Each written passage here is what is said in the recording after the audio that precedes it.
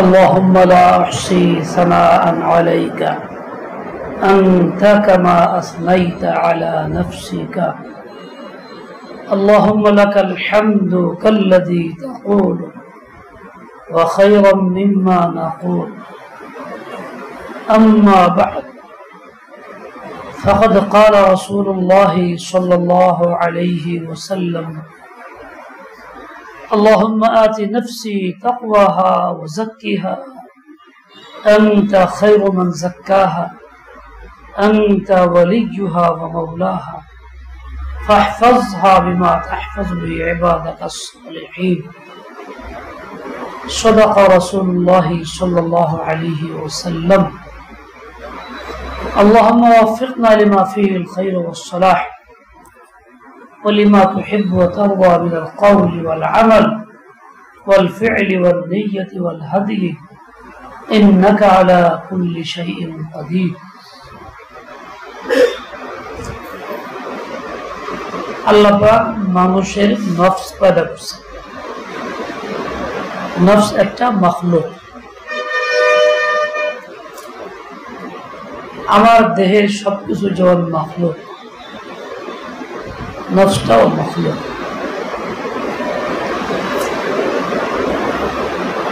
পয়দা করছেন আল্লাহ তাআলা, খান নিয়ন্ত্রণে আল্লাহ তাআলা নিয়ন্ত্রণে। নফসের কাজ হইল অনেক বেশি পরিমাণে খারাপ কাজের দিকে আহ্বান করা। ইন্নান নাফসা লাআম্মারাতুন বিসসূই। সুউন মানে খারাপ, বুরাই। কাজেই খারাপ কাজের প্রতি নির্দেশ দেওয়া তাহলে আমিরাতুন না আম্মারাতুন বাসিগায়ে মুবালাগা। কাসীরুল আমর, অনেক বেশি পরিমাণে আদেশ করে, অনেক বেশি পরিমাণে আহ্বান করে। যেখানে আল্লাহ পাক নিজেই বলছেন আম্মারাতুন, সেখানে তো কোনো কথাই নাই, বিকল্প চিন্তার সুযোগ নাই, এটা করতেই থাকবে, তার বৈশিষ্ট্য।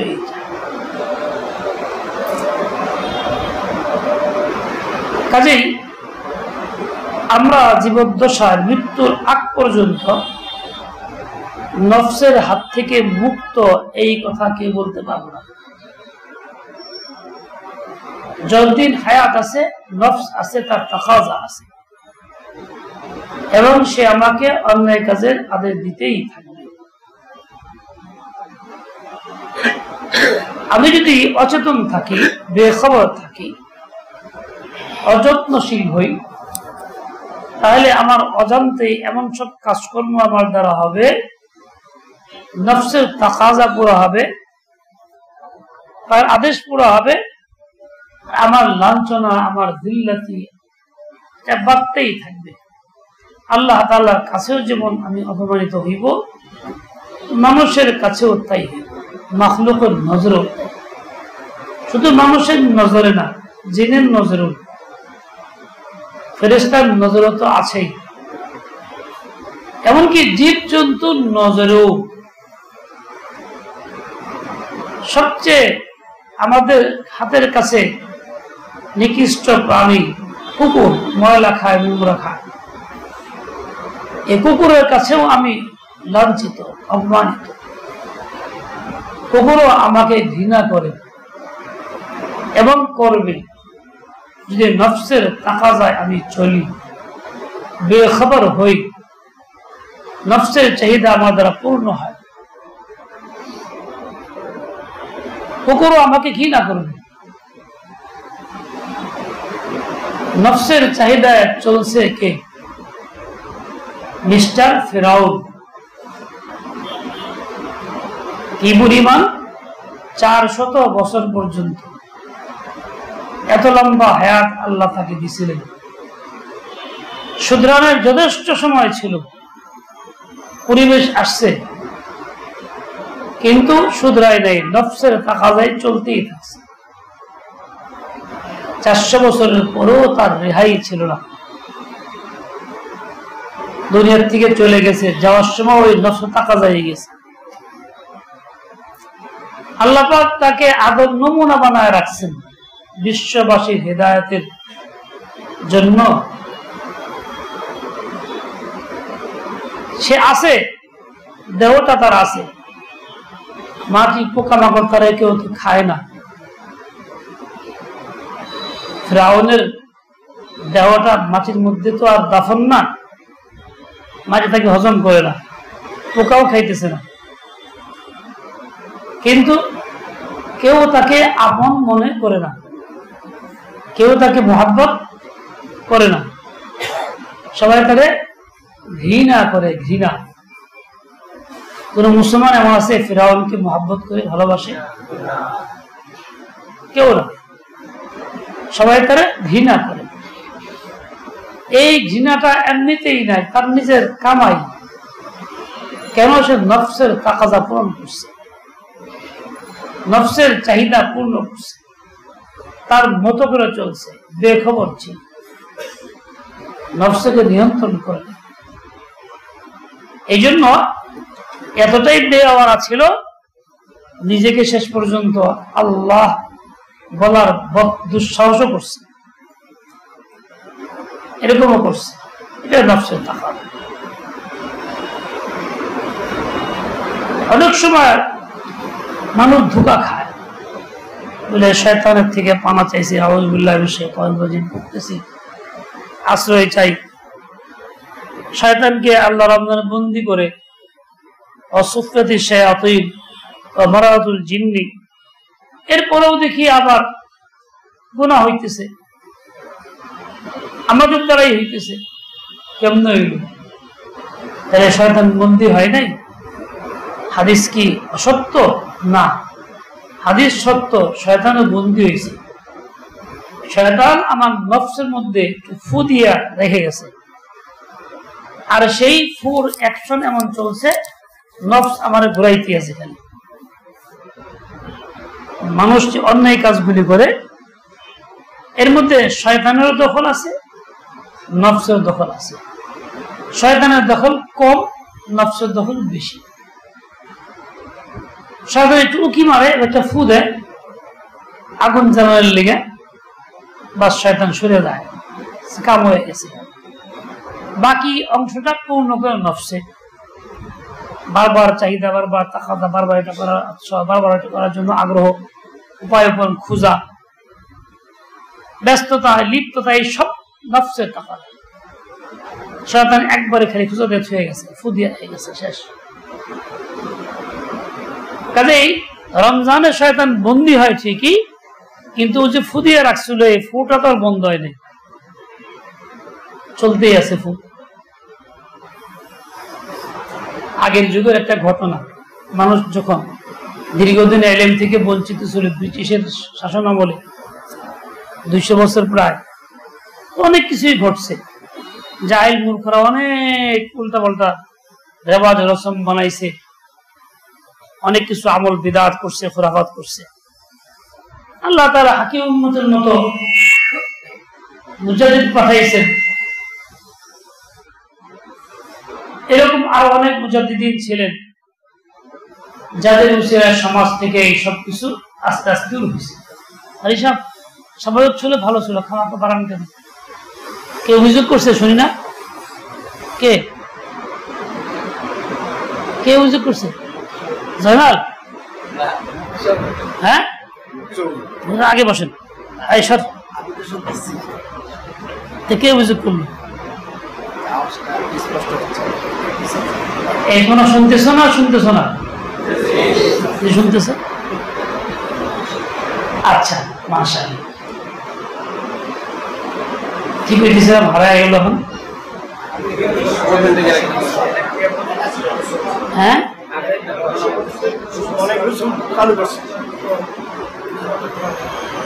চুঙ্গা ছিল, চুঙ্গা, বাঁশের চুঙ্গা পাওয়া যেত আগে।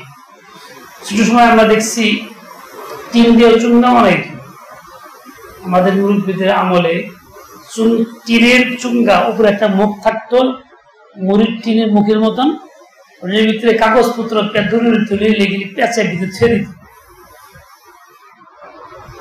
আমার মুরব্বীদের আমলে দেখছি, হ্যাঁ এটা সিস্টেমটা নাই, সব আধুনিক বাক্স বাক্স হয়েছিল, লাগে না। তো ওই যুগে এরকম বাঁশের চুঙ্গা ছিল, অনেক এরকম চুঙ্গা আছে। এরা করতো কি, ফুদিয়ে রাখতো জন্য সূরা ইখলাস পড়া এক খতম কম করে ফুদিয়ে রাখতো, মুখটা বন্ধ রাখতো।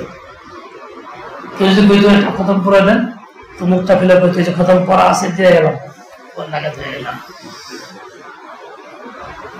সব জায়গায় যাইতো, সব জায়গায় মুখটা ফেলে দিতে যে খতম পড়া আছে, দিয়ে গেলাম। কিরকম প্রতারণা! আম মানুষ এইটাই চিন্তা করছি, কিন্তু হাসাইতে কইছে, বিশ্বাস করতে। চুঙ্গার মধ্যে ফু দিয়ে ফুয়ার শেষ হয় না। চুঙ্গার ফু যেরকম, ইবলিসের ফু ওইরকম। নফসে ফু দিয়ে গেছে তো গেছে, বাস শেষ। এবার নফস খালি জ্বালাইতেছে। কাজেই কখনো নফসের এই কুপ্রবৃত্তি এবং তার কুমন্ত্রণা থেকে নিজেকে নিরাপদ মনে করার সুযোগ নেই, গাফিল হওয়ার সুযোগ নেই। সবসময় সচেতন, সদা সচেতন থাকতে হবে। আল্লাহ পাক বলে দিয়েছেন, ইন্নান নাফসা লাআমারাতুন বিসসু। আলেম হও, জাহিল হও, ছোট বড় যাই হোক, তোমার জন্য নফস এরকমই ক্ষতিকর। সবার ক্ষেত্রে নফস ক্ষতিকর। এই জন্য সবাই সচেতন থাকবে সমান হারে। সামান্য একটু গাফলত করলেই সর্বনাশ হবে। হারদুই রাহমাতুল্লাহ আলাইহি ঘটনা বলছে, শয়তান কিভাবে ধোঁকা দেয়, নফস কিভাবে প্রতারণা করে। প্রসঙ্গে এসে বলছিলেন যে এক বনী ইসরাইল একজন আবেদ ছিল, বড় লোকজন থেকে বিচ্ছিন্ন দূরে এক জায়গাতে চমুতারা খলওয়াত গা নির্জন জায়গা বানায়, এবং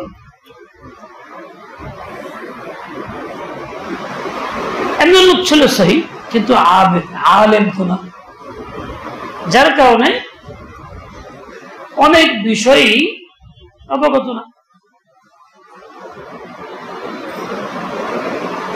ওই এলাকার যিনি শাসনকর্তা বাদশাহ মারা গেছে। দুই ভাই এক বোন ওয়ারিশ। এক ভাই ক্ষমতায় আসছে বাবার ওয়ারিশ হিসেবে, বোনটা খুব অসুস্থ হয় না কোনো ক্রমে, ভালো হয় না। সব রকম চিকিৎসা তাদের সম্ভব করছে।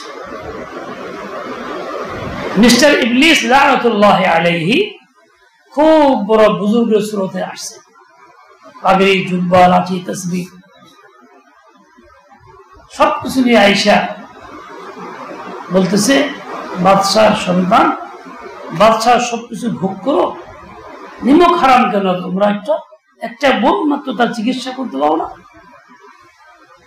হযরত আমরা সব চিকিৎসা করছি, কোনো বেওকুফ, মাঝে মধ্যে কোনো বুজুর্গতে ফু দিতে পারো না, দোয়াইতে পারো না, ফু কোথায় পাবো? যাও গিয়া ওই পাহাড়ের কাছে দাও, একজন বড় আবেদ আছে, অনেকে ফু দাও। তো গিয়া তারা অনুরোধ করছে যে আমাদের বোনটা একটু ফু দিবেন, অসুস্থ বেশি পাই না। বলছে না, আমি ফুটো দিই না, আমি এইসব পারি না। তো আসছে ইবলিস, পরে দেওয়া কি হয়েছে, নিয়োগ করছি, উনি না করছে, খুব হাতে বেতন রাজি কর। আবার খুব অনুরোধ নিয়োগ করছে, বেচারা অনুরোধের জন্য রাজি হয়েছে। এখন ফুদিব কেমনে? কোথায় বাচ্চার মেয়ার, কোথায় সে থাকে? একদিনের কাছে নিয়ে আসছে, সম্ভব না। ডেইলি সকাল বেল ফু দেওয়ার জন্য ওরা একটা ওই তার ইবাদতখানার পাশে একটা বিল্ডিং থাকে, আর ফু দিব, জেরে দিব। একদিন ঝাড়তে গেছে, মেয়ে মানুষ বলছে, একটু বসেন তো, চা খান। আচ্ছা চা খাই। আগে বিস্কুট খান, আগে একটা এই কথা সেই কথা, আস্তে আস্তে আস্তে আস্তে একটা দূরত্ব কমে গিয়ে সম্পর্ক বাড়ছে। দেখি নফসের তাকাজা নাকি শয়তান ইবলিসের কাম? শয়তান তো ফু মারছে ওই বাইরে।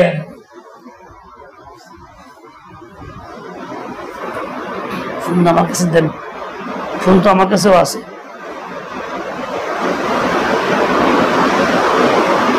মুফতি সাহেব মানুষ ডিস্টার্ব করে।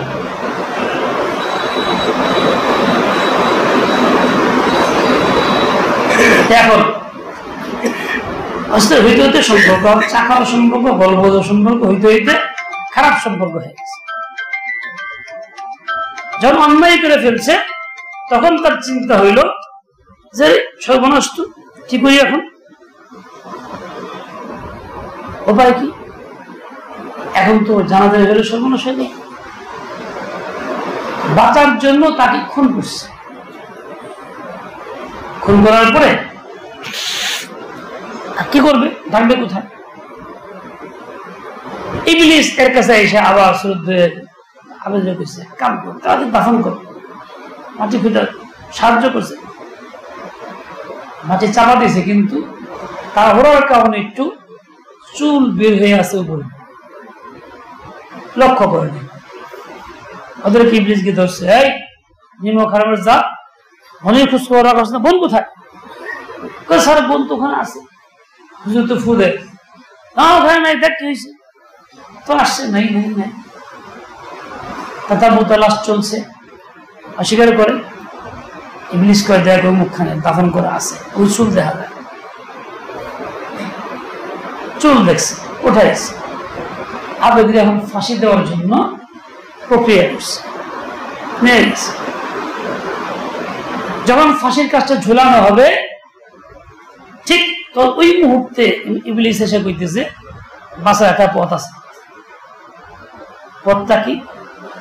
আমার শ্রদ্ধা করতে পারো, তার পাপ রেহাই দিয়ে দিন। আমি চিন্তা করলাম, মৃত্যুর সময় যদি জান বেঁচে জায়গা, জান বাঁচান তো খরচ, মাসলা খারাইছে, শ্রদ্ধা দিয়ে হইলো জানতে পারছে, সাজদা করছে। সাজদা করছে মানে কি? ইমান থাকলো না, শেষ করলো, বাস ফাঁসি হয়ে গেছে, খালাস যা। কত দূর থেকে ফোম আসলো চমড়া দিয়া, পুরো শেষ পরিণতি কি হইল? শেষ পরিণতি এই। ইবলিস কিন্তু এরকম ফু মারে খালি, আর নফস ফুতে গরম হইয়া ওইটা শেষ পর্যন্ত চালাইতেই থাকে। শেষ পর্যন্ত কি হয়? যা হওয়ার তাই হয়। শুরু তো ভালো ছিল, কিন্তু আঞ্জাম পরিণাম কি হল? ও ভাই যুবকরা, ওলামায়ে কেরাম, আল্লাহর বান্দা, আল্লাহর বান্দিরা, এক মুহূর্তের জন্য তুমি গাফিল হয়ে যাও না, এক মুহূর্তের জন্য। বান্দা তুমি যেমন আল্লাহ থেকে গাফিল হইতে পারবা না, সর্বদা আল্লাহমুখী হইবা, রহমতের আশা করবা। ঠিক তেমনি তোমার জীবদ্দশায় এক মুহূর্তের জন্য তুমি নফসের কুমন্ত্র থেকে বাঁচার ক্ষেত্রে গাফিল হইতে পারবা না। তোমাকে এরকম সর্বদাই সচেতন থাকতে হবে। না জানি কি হবে, কোন সময় জানি কি হয়ে যায়, কোন বিপদে পড়ে যায়।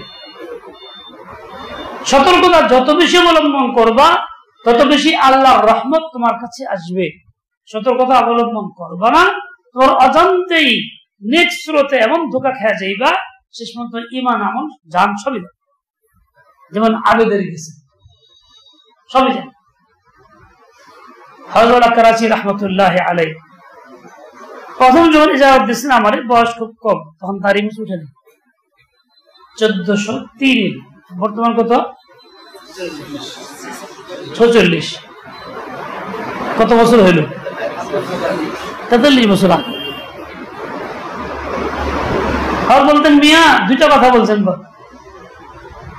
বলতেন দেখো, কখন জন্য কোনো ছোট মানুষকে জায়গা দিব, ছাত্ররা পড়বে, আসবে, জিজ্ঞাসা করতে আসবে, কিতাব বুঝতে আসবে, নির্জনে দরজা খুলে দিবা, পর্দা সরাই দিবা, পর্দার ভিতরে বসে কথা বলবা না, দরজা বন্ধ করে দাও, দরজা খুলে দাও, পর্দা হটায় দাও, এবার একা না।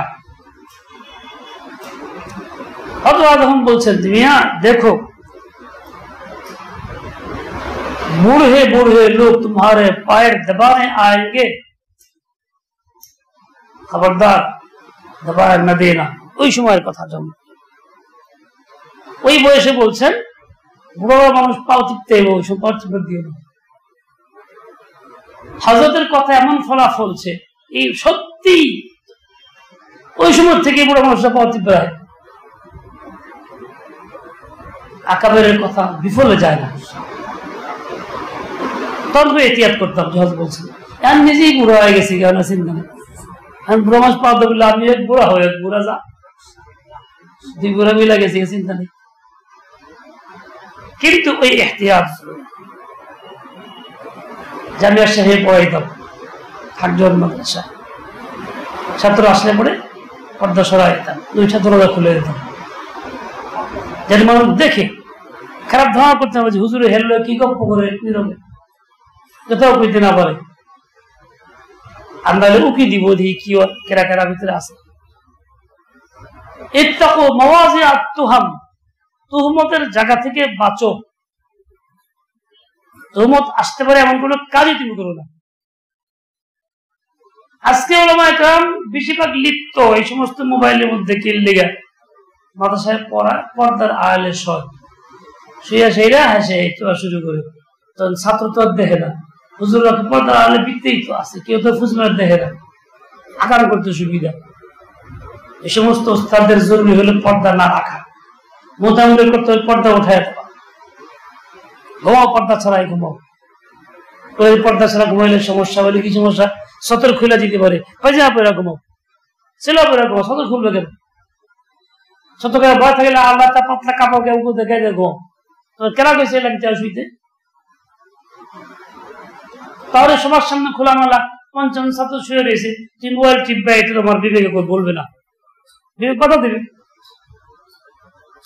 তোমার থেকে বেঁচে গেলা, তোমার মতো আসলো না, খারাপ চিন্তা করার সুযোগ হইল না, বরং বতাকাল্য তুমি দেখাইতে হইল জিকির করবা, বাচ্চাদের সামনে দোয়া পড়বা, শিখানের লেগে পড়বা, বাচ্চা দেখে পড়বো, তোমার আমলটাও সহি হবে, হালাতের উপরে ফায়সালা। এক সময় ছিল পর্দা দেওয়া হতো কেন, নির্জনতার জন্য, সেখানে বসে আমাদের উস্তাদরা জিকির করতেন, গভীর মুতালা করতেন, অন্যদিকে নজর যাইত না। আর এখন পর্দা কি জন্য, গভীর মুতালার জন্য না, এই মোবাইল মুতালার জন্য, শয়তানের তাকাজা পোড়া করার জন্য, নফসের তাকাজা পোড়া করার জন্য। কেবল হুজুর আসার দিনভর ভালোই থাকি, সমস্যা নাই, তো ওই মোবাইলটা দিনে কাজে লাগাই, কেতাবাদি মুতালা করি, প্রয়োজন থাকে, রাত্রিবেলা তো আর পারি না, শয়তান খামাখা ধোঁকা দিয়েই দেয়, তুমি যদি এতই অপারগ হও তো মোবাইলটা মোহতামি সাহেবের কাছে জমা দিয়ে পেরে ঘুমাবা, সাহেবের কাছে জমা দাও, যদি এই যে ঈশান পুষে দিয়ে গেলাম ঘুমাই গেছে, তখন কি ইচ্ছা করলেও কি মোবাইল হাতের কাছে আইব? আর আসবাব ইখতিয়ার করো, তরিকা আছে, তাহলে তো আর তুমি বিপদে বললা না। ওয়াল্লাযীনা জাহাদু ফীনা লানাহদিয়ান্নাহুম সুবুলানা, আরাম সে খাইবার ঘুম করবা, মুজাহাদা করবা না, চেষ্টা করবা না, মনের বিরোধিতা করবা না, নফসের তাকাজা পুরা করবা, তো তোমার আল্লাহ পথ দেখাইব না। জাহাদু শব্দ আছে, কঠিন মুজাহাদা তোমাকে করতে হবে, মনের বিরুদ্ধে চলতে হবে, নফসের তাকাজা থেকে দূরে থাকতে হবে, তবেই তুমি পথ পাইবা, আর নাহলে পথ পাইবা। তো নফসের তাকাজা এরকম, সে তোমাকে ঘায়েল করতেই থাকবে, কোনো না কোনো পয়েন্টে তুমি টেরই পাইবে না। আধুনিক যুগের মানুষ বলে ডায়াবেটিস রোগ এমন যে টেরই পাওয়া যায় না, আস্তে আস্তে চোখ খায়, কান খায়, এটা খায়, ওটা খায়, কিডনি খায়, সবই খায় বলে, কিন্তু টের পাওয়া যায় না যে নফসের তাকাদায় চলে। এখনো সে এরকমই চলে, কোন শেখের অধীনে যায় না, নিজেকে নিয়ন্ত্রণ করে না, শেখেরকে সুবুত করে হালাত জানায় না, মুজাহাদা করে না, ও তো এরকম ভাবে ডায়াবেটিস ধরে গেছে, ও ঘাটের মধ্যে বেশি দেওয়া লাঞ্ছনা কপালে আসবে। দুনিয়া তো দলিল ও খার হবে, দুনিয়া তো রিজকের তঙ্গি হবে, আখিরাত তো আছেই, মাপ নেই। কাজেই ভরসা করো, যেই ভরসা করে সেই খতম। যে সমস্ত গার্জিয়ানরা বাচ্চাদের প্রতি শ্রদ্ধাভাবনা বেশি রাখে, আস্থা বেশি করে, ওই সমস্ত বাচ্চারা বেশিরভাগ নষ্ট হয়। আমার ছেলে ভালো নষ্ট, তার মানে তার তত্ত্ব খারাপই নেই, খারাপ করলেও ভালো, ভালো করলেও ভালো, এটাই নষ্ট বেশি। যে গান চিন্তা করে আমার ছেলে দুষ্ট, যেখানে অকারণ ঘটাইতে পারে, সবসময় চোখ কান খারখোদা রাখে, ওইটা নষ্ট কম হয়। কারণ কিছু হইলে আগেই ছেলে পায় বুঝে সংশোধন করে পথ তালাশ করে, আর যেটা এরকম থাকে না ওইটা নষ্ট হয়। ওইরকম নফসের তাকাজা থেকে নিজেকে মুক্তির চিন্তা যে করে না, সচেতন যে থাকে না, ওটাই ধ্বংস হয়, খতম হয়ে যায়। রাসূল আকরাম সাল্লাল্লাহু আলাইহি ওয়াসাল্লাম কি বলছেন? আল্লাহুম্মা আতি নাফসি তাকওয়াহা ওয়া নাফসি ওয়া মা সাফাহা ফাআলহামাহা ফুজুরাহা ওয়া তাকওয়াহা। আল্লাহ পাক নফস বানাইছেন, তার দুইটা অবস্থা, তার মধ্যে ফুজুর খারাপ কাজ, গুনাহ, যত রকম অন্যায়, এই সব কাজের যোগ্যতাও দিয়ে দিচ্ছে। শুধু যোগ্যতা না, আলহামাহা কেমনে করবো আল্লাহ এটা দিলিবে ঢেলে দিছে। আবার তার সঙ্গে দ্বিতীয় গুণটা তাকওয়াও দিছে। প্রথম শব্দ ফুজুর, পরেরটা তাকওয়া। ফুজুর মুকদ্দম করছে কেন?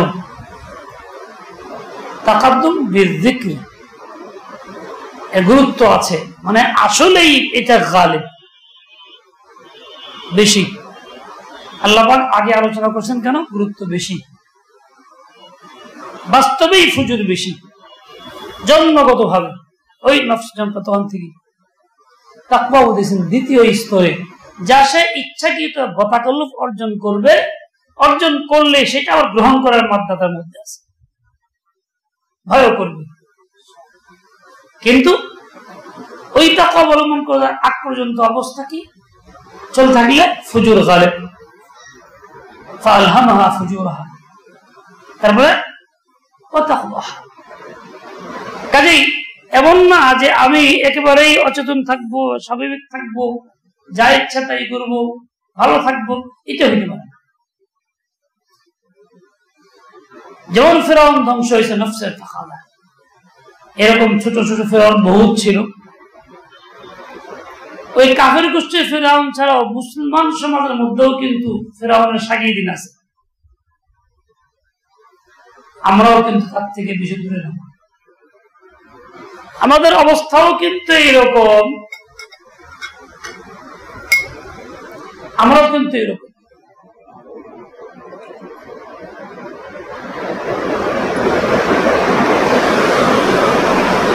বাংলাদেশে নাস্তিক যারা আছে, মুসলিমের সন্তান, তাদের বেশ কয়েকজন আছে, তারা বড় আলেমের সন্তান, নাম করা নাস্তিক যেগুলির নাম আসে, তার মধ্যে কয়েকজন তার খুব বড় আলেমের সন্তান। বাপ বড় আলেম ছিল, দেওবন্দের ফারেক ছিল, তাদের কিতাবাদি আছে, বইপত্র আছে, অনেক যোগ্যতা তাদের ছিল, কিন্তু এই সন্তানরা হয়েছে গিয়া নাস্তিক। কেমনে হইলো? এত বড় আলেম হচ্ছে নাস্তিক হওয়ার কথা না। আলেম হচ্ছে তো আলেম হওয়ার কথা, আলেম না হইতে পারলো লাই থাকার কথা। আসলে বাবা ছেলেকে ওইভাবে নফসের নিয়ন্ত্রণ করার মধ্যে কৌশল তাকে শিখে নেই, ওই কথাকে লাগাই নেই, তাকে আজাদ ছেড়ে দিছে, স্বাধীন ছেড়ে দিছে, তাকে স্কুল কলেজে পড়াশোনা করাইছে, এমন খোঁজ খবর নেয় নাই। ফল কি? যা ইচ্ছা তাই হয়েছে। নাস্তিক দেবী তাদের সংশ্রমে গেছে, যুক্তি তর্ক ভালো লাগছে, করতে করতে সে নাস্তিক হয়েই গেছে। মানুষ যেরকম মস্ত করে ওইরকম হয়, যেরকম ভাবভঙ্গি অবলম্বন করে বাহ্যিক ভাবে ওরকম হয়ে যায়, ভিতরে ওরকম তৈরি হয়। যে সমস্ত ছেলেরা মেয়েদের মতো পোশাক আশাক পরে নাচ গানের মধ্যে মেয়ের হইয়া ওইরকম মেয়ের ভূমিকা পালন করে মন মানসিকতা নষ্ট হয়ে যায়, ওইরকম হয়ে যায় আস্তে আস্তে। সেটা ওইটাই ভালো লাগে। দাঁড়ায় ছিলাম একদিন মমিনশাহী শহরের টাঙ্গাইল বাস স্ট্যান্ডে গাড়ির অপেক্ষায়। এক ছেলে যুবক আসলো, এর সর্বাঙ্গে সকল পোশাক মহিলার, স্যান্ডেল দাও মহিলার, ছাতা দাও মহিলার, ছাপলা ছাতা। ঘটনাটা কি? আশেপাশের লোকজন চিনি, আমিও দেখছি তার এইরকম কি একেবারে সমস্ত মহিলাদের পোশাক সব তার গায়ে সেট করা, ছাতা পর্যন্ত, স্যান্ডেলটা পর্যন্ত। মহিলাদের স্যান্ডেল ভিন্ন রকম থাকে না? হ্যাঁ, পুরুষের মহিলার স্যান্ডেল একরকম? আল্লাহ তাআলা মানুষের ভিতরে তামিজ দিছেন, পার্থক্য করার যোগ্যতা দিছেন, সবকিছু একরকম বানায় না। মসজিদের মিনারা বাথরুম কি একরকম হয় ডিজাইন? মসজিদের ডিজাইন বাথরুম একরকম হয়? যেখানে ওয়াশ সেন্টার বাথরুম আছে সেখানে বলতে হবে মসজিদের মধ্যে দেখতে যাওয়া, চলো যাইয়া নামাজ পড়াইয়া। কেউ ধোকা খায় এরকম? অশিক্ষিত মূর্খ যে লেখাপড়া না সেও ধোকা খায় না, কারণ সিস্টেমটাই ভিন্ন, আঁকা আঁকিতেই ভিন্ন। মহিলা পোশাক দুই শ্রেণী, মহিলা আর পুরুষ দুই শ্রেণী, পোশাক আশাক ভিন্ন। শুধু পোশাক আশাক না, ব্যবহারের জিনিসপত্রও কি ভিন্ন। আল্লাহ পাক দিয়েছেন মানুষকে আকল তামিজ, এরকম সকল ক্ষেত্রে। এমনকি এই যে সমস্ত বিভিন্ন ধর্মাবলম্বী ইহুদি নাসারা বা যাই কিছু বলা হোক, বাতিল ধর্মের দিন, এদের ইবাদত খানা যে নেই বলো, ইহুদিরা কি বর্তমান টেম্পল বলে, ওইগুলি আর পরস্পর ওদেরটাও কি মিল আছে একরকম। হিন্দুদের এবং পূজার যে জায়গা কি বলে এটাকে মন্দির, আর খ্রিস্টানদের গির্জা একরকম, আঁকা আঁকাতেই একরকম না। ইহুদিদেরটাও ভিন্ন রকম, প্রত্যেকটাই ভিন্ন রকম। লুচিকেন দিয়ে আল্লাহ পাক বানাইছে এরকম। সারা পৃথিবীর সবকিছুর মধ্যে শ্রেণী বিন্যাস আছে। আল্লাহ এই লোকটা এত সবকিছুর পরও এরকম কেন? বলে ওই মেয়েদের সাথে ওঠা বসা করতে করতে, মেয়েদের সম্পর্ক রাখতে রাখতে ওগুলি এই এমন অভ্যাস হয়ে গেছে, এটাই ভালো লাগে। নাম বলবো একজন আলেম, আমাদের ছাত্র হচ্ছে, আমার কাছে পড়ছে কিন্তু এক মাদ্রাসায় পড়ায়, মুসলিম মধ্যে পড়ে। এখন এই ছেলেটা কিছু বদ অভ্যাস ছিল, ওটা আমি জানতাম, সংশোধন করছি, বিয়ে শাদী করছে। এখন কোনো ক্রমেই সংসার রাখবে না, মেয়েটা ভালো থাকতে চায় সে রাখবে না, বিভিন্ন অজুহাত। তারপর একদিন বলে আসে, হুজুর আমি তো ভালো লাগে না, আমার সব ছোট সময় থেকে মেয়েদের সঙ্গে উঠা বসা করতে করতে মানসিকতা মেয়েদের মতো হয়ে গেছে, মেয়েদের সবকিছু ভালো লাগে, এখন আমার স্ত্রী পুত্র সংসার ভালো লাগে না, আমি আর রাখবো না। বুঝাইলাম, কোনো কাজ হলো না। দাঁড়িয়ে আছে, সবকিছু আছে, নামাজ কালাম পড়ে, ইমামতি করে, কিন্তু তার এই অবস্থাটা কেন হলো? মানসিকতা পরিবর্তনটা কেন হইল? একদিনই হয়েছে, একদিনই তো হয়নি। নফসের টাকা যায় এই সমস্ত অন্যায় করতে করতে, ওইটাই তার জিবিল্লাতে পরিণত হয়ে গেছে বলতে গেলে।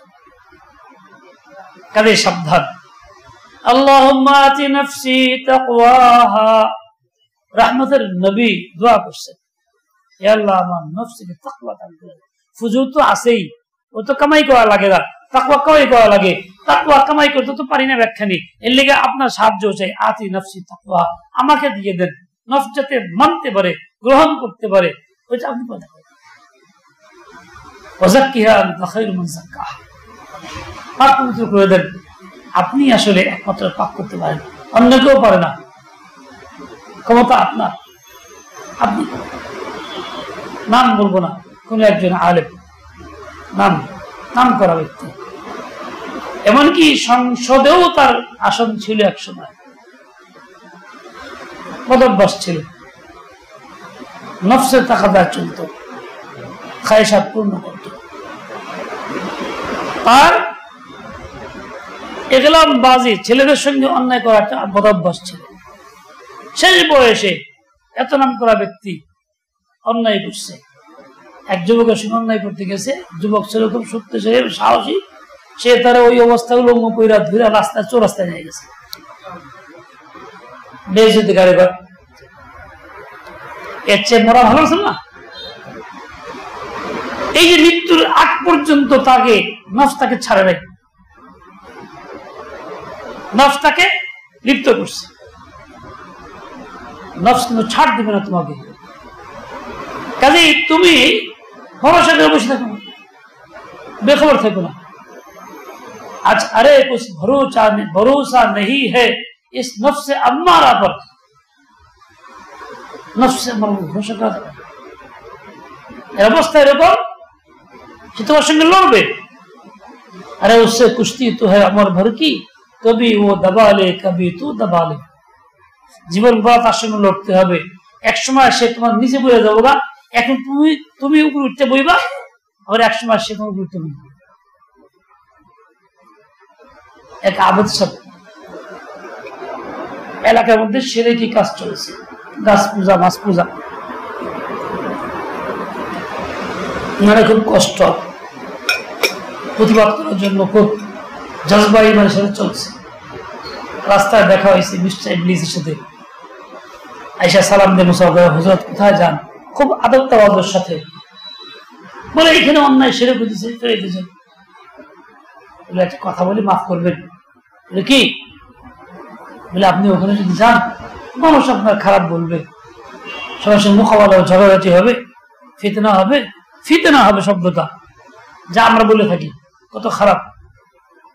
তার চেয়ে ভালো একটা কাজ করেন, ওখানে যাওয়া দরকার নেই, ইজ্জত নিয়ে থাকবেন, মহাব্বতের সাথে মানুষ আপনার শ্রদ্ধা সালাম দিবে, দোয়া করে বাঁধিয়ে দিবে। প্রতিদিন আপনার বালিশের নিচে 5 দিরহাম পাবেন। এই কুমন্ত্রণা দিয়ে দিছে। চিন্তা করার কোনো কথাটা খারাপ না, আসলে তো মানুষ মারামারি কিলাকিলি হবে, ইজ্জত যাবে, তার চেয়ে এটাই তো ভালো। ফিরে গেছে। প্রথম দিন বালিশের 5 দিরহাম পাইছে, খুব খুশি। পরের দিন টাকা নাই, তা আবার সে রাগ উঠছে, সেরে ধ্বংস করবে। রওনা হয়েছে পরের দিন, রাস্তায় ইবলিস সাহেব আসছে, কোথায় যাবে? বলে ওই যে কেন খামাখা যাওয়া দরকার নেই, বল না যাবোই আমি, যেতে পারবেন না, দর্শের পাশা। এবার এই আবেগ নিচে পড়ছে, শয়তান ঘুরতে বয়ে পড়ছে। কিরে তুই কেরা? আমি ইবলিস। তুই কেমনে গালেব হয়ে গেলি? হুজুর প্রথম দিন যে গেছিলেন না, ইমানে গায়রত নিয়ে গেছিলেন, পরের দিন টাকা পাওয়ার জন্য ইমান গায়রত খতম হয়ে গেছে। আজকে টাকা পান না, এই কারণে নফসের টাকা যা চাইতেছেন, এই জন্য আপনি দুর্বল হয়ে গেছেন, আপনি আর পারতেছেন না।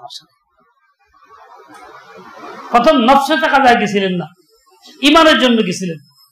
আপনার সাথে 5 দিন পারতাম না, আপনি আমার তলে ফারায় বসে থাকতেন, উপায় থাকতো না আমার। কিন্তু এখন যে আজকে টাকা পান নাই, এখন নফস আপনারা ফুসকাই দিছে, নফসের টাকা চাইতেছেন, তো এখন আর পারবেন না। কথাটা বাস্তব। আমাকে হুজুরকে ধোকা দেন ইবলিস সাহেব, সূক্ষ্ম হবে সুচিন্তিত পন্থা দাওয়াত দেন, খাওয়াই দিয়া, হাদিয়া তোফা দিয়া, আদর করে, মুসাফা করে, ও কি সম্মান, কি ইজ্জত, বেবকে ধরাই দিয়া, শোয়ারের গোশত খাওয়াই দিয়া, নফস খুশি।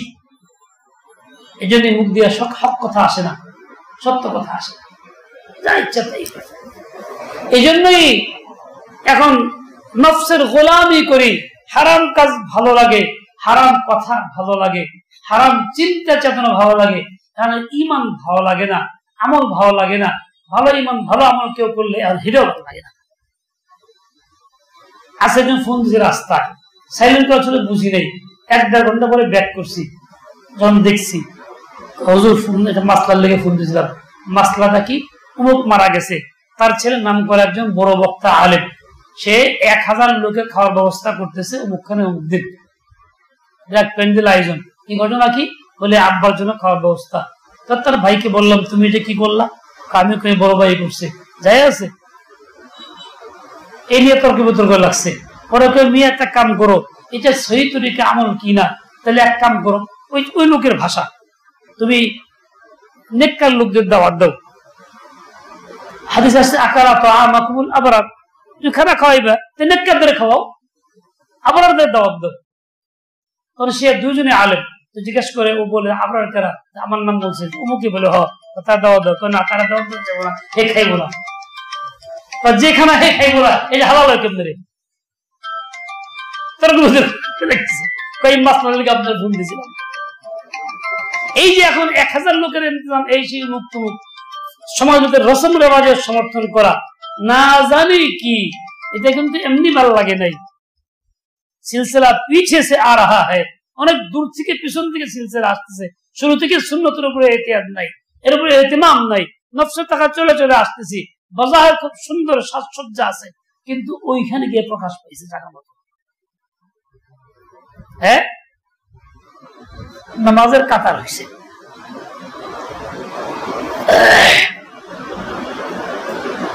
একজনের শ্রদ্ধা দিতে গিয়া একটু বড় করে শ্রদ্ধা দিছে, সামনের ব্যক্তির পাশার মধ্যে লাগছে এবং খাস জায়গার মধ্যে লাগছে। ও চিন্তা করি পিছন থেকে ধাক্কা, আমি সামনে ধাক্কা দিই, হে সামনে ধাক্কা, হে ইমাম বন্ধ গেছে। आगे की बार हम लोग ने ऐसा क्यों किया? तो मेरा कोई कसूर नहीं है, सिलसिला पीछे से आ रहा है, आपको दोष ना कोई से পিছন থেকে সিলসিলা আইছে। তুমি যখন ভালো করবা না এমনিতেই না, কিন্তু ওই সিলসিলা পিছন থেকে আসতেছে। এত কম লাগতেছে মাশাআল্লাহ। আজকে কেন আমার যা দখল করছে জানালে আমার গায়ে দিছে।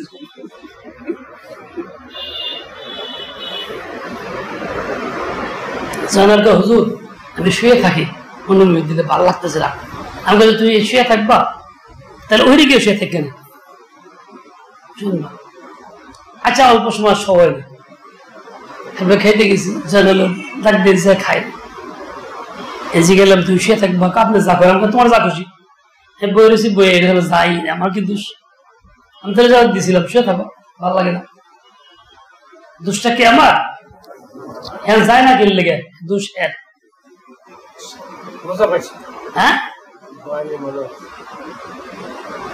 अच्छा माशाल्लाह, अच्छा खूब मजा आया।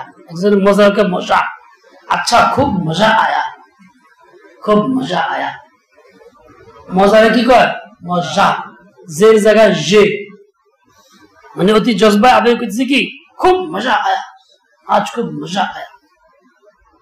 জানাল মজার জায়গায় মজা আয়া, যাই নাই। ভাই সিলসিলা পিছে সে আ রাহা হ্যায়।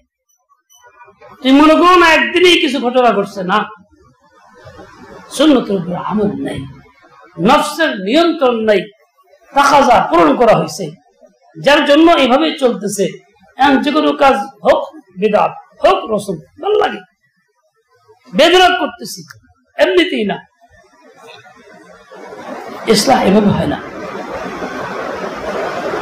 হযরতের নির্দেশ ছিল যে কোনো কাজ করো এমনিতেই করবা না, বরং সেটা মাশওয়ারা করা করবা। করার আগে মাশওয়ারা, ওই 1000 ব্যক্তির দাওয়াত আলা নিশ্চয় তার শেখের মাশওয়ারা করে কাজ করে বা সহজ করে বলছি এরকম আইসে একটু দাওয়াত দোয়াটা করে দিয়েছে। তো আলেম কইতেছে না রে আমার নাম কখন না, হেরে দাওয়াত দিলেন না, হেরা দাওয়াত দিন যাবো না, কখনই যাবো না। একটা বড় স্টেজ করছে একজন অ্যাডভোকেট, পয়সালা মানুষ, ছেলে বিয়ে করেছে, স্টেজ সাজাইছে, শুধু 4 লাখ টাকা তার বিল, এত সাংসদকে সাজাইছে। ওখানে দাওয়াত করছে অনেক আলেম ওলামারা, সে গিয়া এই বেপরদার সাথে অ্যাডভোকেট সাহেব দাওয়াত দিয়েছে। সে একজন সমাজে প্রভাবশালী ব্যক্তি এবং একটা দলের খাস দলের লোক, দাওয়াতে গেছে অনেকেই। পরিবেশ হালাল হারাম বেপরদা সব মিলে দিলে খাইছে। আমার দাওয়াত দিয়েছে অ্যাডভোকেট সাহেব স্বয়ং নিজেই ফোন দিয়ে দাওয়াত দিয়েছে, হুজুর দয়া করে মাফ করবেন, একটু আসবেন, সাক্ষাতে আলাপ হলে ভালো হইতো, আমার খুব আশা আপনার একটু চেষ্টা হাজির করেন। আমি সাপ বলে দিয়েছি। ओ मियां की कोल्ला यही अच्छा था, काम खराब कर दिया, बंद हो गया।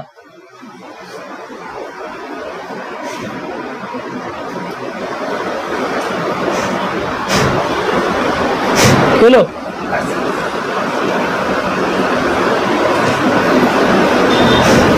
फैन तो चल रहा मगर माइक तो नहीं चले।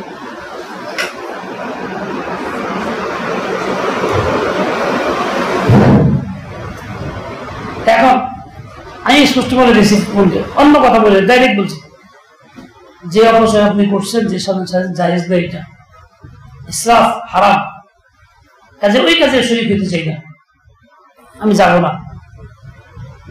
এরকম ডাইরেক্ট কথা কোনো আলেমরা তো কয় না। এর জন্য খুব মন খারাপ করছে। প্রথমে 6 মাস পরে একদিন দেখা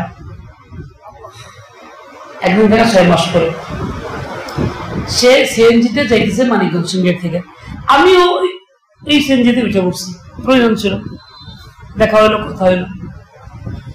বলে হুজুর আমি অমুক চিনছেন না, দাওয়াত দিছিলাম, আমি জানি নাই, মন খারাপ করছিলাম। আসলে দেখলাম, চিন্তা করে আসলে আপনি হকের উপরে আছেন।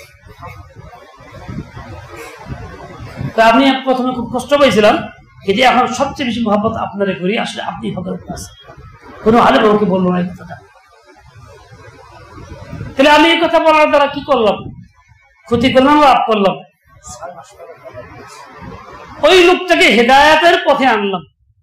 আমার এই কথার কারণে সে হেদায়েতের পথে আসছে, তার মহব্বত আরো বাড়ছে, শ্রদ্ধা আরো বাড়ছে।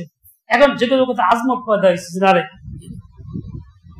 এ বয়সে কোনো এক আল্লাহওয়ালার সাথে সম্পর্ক করছে, হালাত বদলা হয়ে গেছে। আমি যদি চাইতাম সবার লোক তাল মিলাইয়া, কেউ তো বলতো দূর মূল্যরা সব খাওয়া দাম নেই, কিন্তু আল্লাহর মেহরবানি, হকওয়ালার দোয়া না পেয়ে দিছে। ওই যে লোক, সেও জানে যে আমি ওই দাওয়াত গ্রহণ করি নাই, এলে কইছে না হুজুর এই দাওয়াত দেওয়া যাবো না, এই দাওয়াত দেওয়া যাবো, ওদের আসবো না। আমার ভাই, নফস তোমাকে আজীবন জ্বালাইতেই থাকবে, জ্বালাইতেই থাকবে, তুমি নফসের হাত থেকে রেহাই পাইবে না। আরে উসে পুষ্টি তো হ্যায় আমার ভর কি, কবি তো ও দবালে, কবি তো দবালে। জীবন ভাই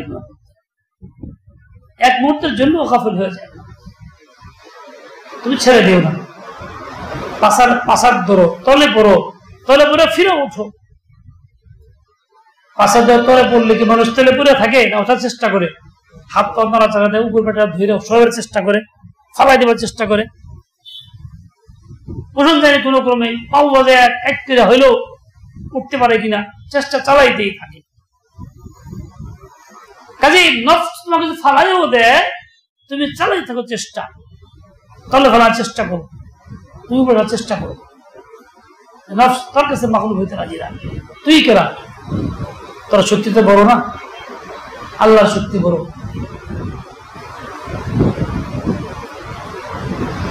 মাশায়েখ বলেন, দেখো নফসের তাকাজা কখনো পূর্ণ করা সম্ভব নয়। ও যা চায় করবা, বাহ্যিক তৃপ্তি লাগবে, ও আরো চাবে, সে ক্ষান্ত হবে না, শেষ হবে না। আবার করবা, আরো করবে, আরো চাইবা, আরো করবে, আরো করবো, আরো চাইবে। যে মাশায়েখ বললেন, ভাই দেখো নফসের তাকাজা হলো জাহান্নামের তাকাজা 1 সমান। জাহান্নাম পেট ভরবে না, যত গুনাহগার তার দেওয়া হাতে বলবে আরো চাই, চাইতেই থাকবে। সর্বশেষ আল্লাহ পাক রব্বুল আলামিন নিজের কদম, নূরানি কদম রাখবেন জাহান্নামের উপরে। জাহান্নামের মুখ হা ছিল বন্ধ হয়ে যাবে, বলবে কত কত আন্না, শেষ শেষ। ওই নার এবং আগুন আল্লাহ পাকের নূরের দ্বারা ডুবে যাবে, থেমে যাবে, এখন থামবে না। নফসের তাকাজা ঠিক এরকমই, ওটা এমনি ওর চাহিদা পূরণ করলে থামবে না, ওখানে চাবেই চাবে, ক্ষমতা থাকবে না গুনাহ করার, তারপরে গুনাহ করতে যাবে। তোমার কাজ কি? গুনাহ কইরা টাকা যা পূর্ণ করে সাময়িক বন্ধ করার চিন্তা না, তোমার কাজ হলো আল্লাহ পাকে নূর তাকে দেওয়া, আল্লাহ নূর দিয়ে মুখ বন্ধ করার চেষ্টা করা। যে নূর গালেব করবা, আল্লাহর হুকুম পালন করবা, জিকির ঠিক মতো করবা, তেলাওয়াত ঠিক মতো করবা, অন্য অন্য আহকাম পালন করবা, এই আজকারের আমলের নূর আসবে, তো নফস চুপছে, আগে বাড়তে পারবে না। এছাড়া বিকল্প কোনো পথ নেই। হাজার দেওয়া দাও ও চাবি।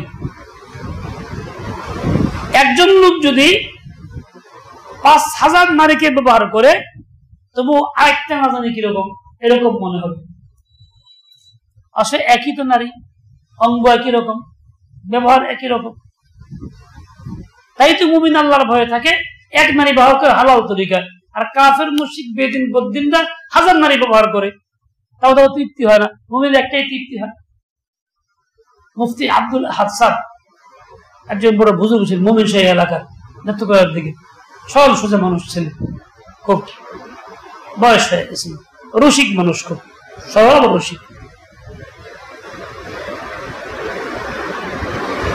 স্বাধীনতার পরে যখন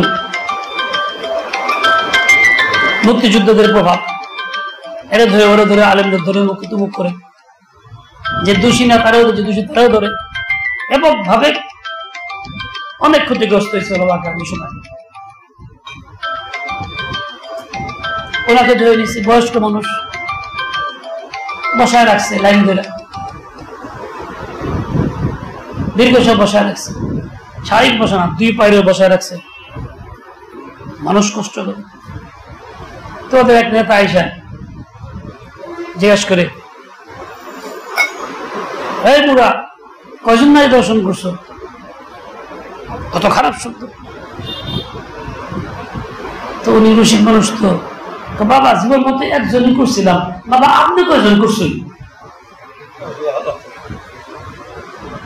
জীবন মধ্যে একজনই করছিলাম, আপনি কয়জন? বাবা আপনি কয়জন করছেন? এই কথা কত লজ্জা পড়ে গেছে কমান্ডার গেছে, তেমন অবদোষ আছে। আর মুফতি সাহেব একজন করছে মানে কি হালাল দিবি? আর কি করতে চলে গেলাম।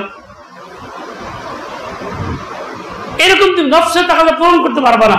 একটাই পথ, আল্লাহর হুকুম, আল্লাহ তাআলার হুকুম, আল্লাহ তাআলা জিকিরের নূর গালেব করো, ওর মুখে পুরে দাও, দেখো ঠান্ডা হয়ে গেছে, আর কিচ্ছু না। আর না হলে কখন তৃপ্তি হবে না।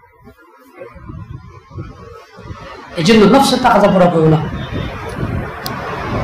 আল্লাহ পাক রব্বুল আলামিন সবাইকে সেই বুঝ দিয়ে দেন। আল্লাহুম্মা আতি নাফসি তাকওয়াহা ওয়া যাক্কিহা আনতা খায়রু মান যাক্কাহা আনতা ওয়ালিয়ুহা মাওলাহা فاحفظها بما تحفظ عبادك الصالحين.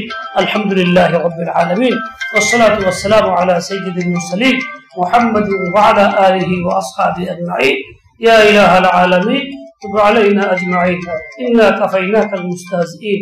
الله আমি নিজেও অসুস্থ, জায়গাও অসুস্থ, আরো কেউ থাকতে পারে, সমস্ত রোগীদেরকে রোগমুক্ত করে শিফায়ে কামিলা দাইমা আজিলা আতা করেন।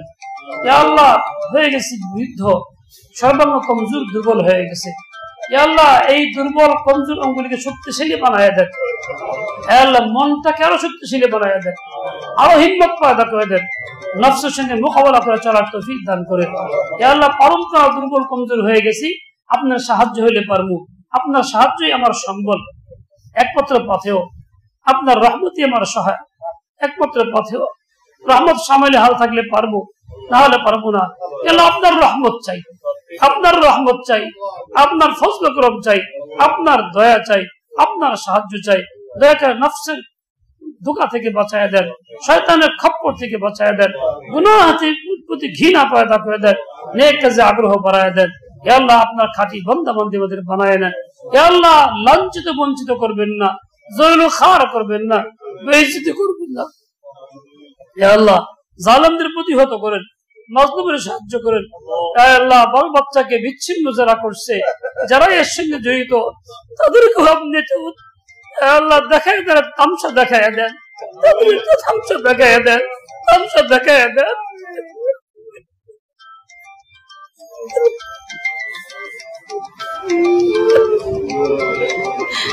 Oh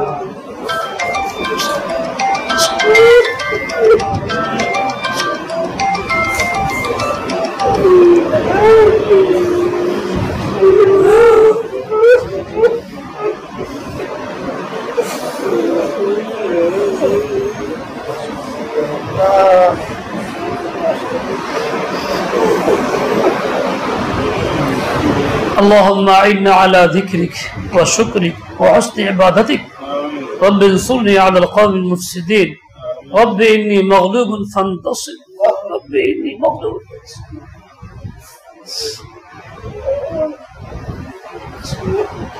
ربنا تقبل منا إنك أنت السميع برحمتك يا